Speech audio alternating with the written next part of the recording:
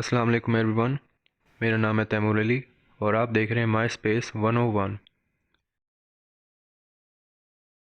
ناظرین، عالم اسلام نے جہاں ہر میدان میں اپنی فتح کامرانی کے جھنڈے گاڑے، وہاں طب کے میدان میں بھی کسی سے پیچھے نہیں رہے، جن میں ابن عربی، عمر خیام، آل فارابی اور مولانا رومی جیسے عظیم نام ہیں۔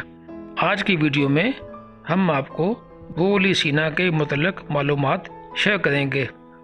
ناظرین، ابو علی سینا 980 عیسوی میں بخارا کے گاؤں میں پیدا ہوئے۔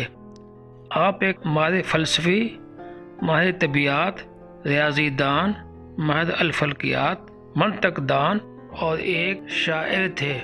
ان کو شیخ الرئیس کا لقب دیا گیا، جس کا مطلب عقل مندوں کے رہنما، اور ان کو حجت الحق یعنی خدا کے دلیل کا لقب بھی دیا گیا۔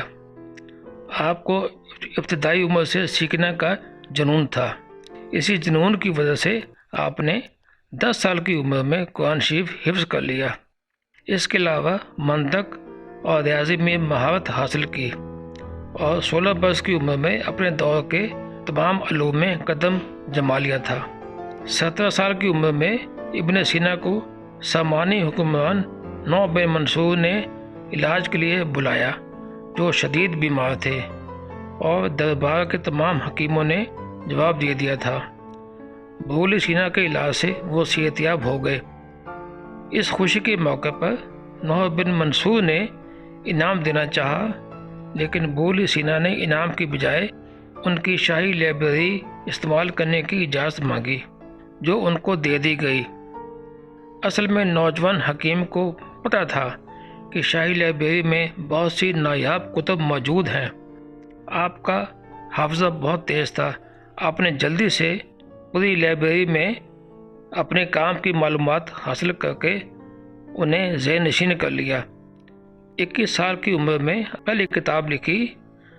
آپ نے خوشیار نامی معالج کی زیر نگرانی طب کا مطالعہ کیا اور 18 سال کی عمر میں ایک مانے ہوئے طبیب بن چکے تھے۔ انہوں نے علاج کے نئے طریقے دریافت کیے۔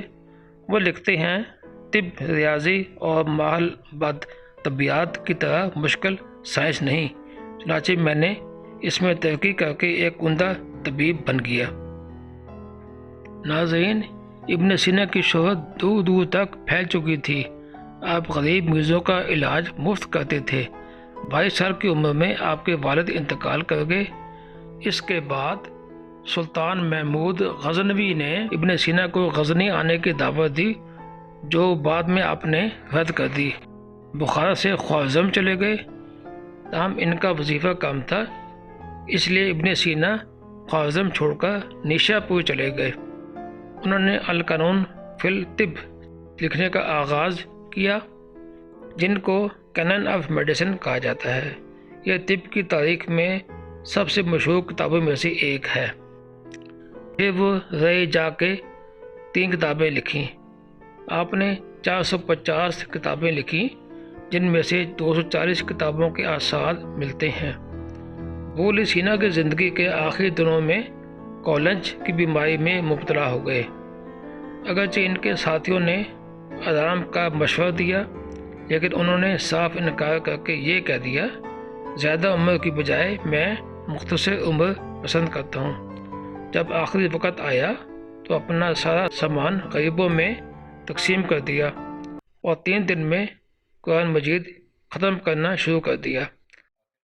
آخرکار 58 سال کی عمر میں 1038 عیسوی میں رمضان کے مہینے میں حمدان میں انتقال فرما گئے۔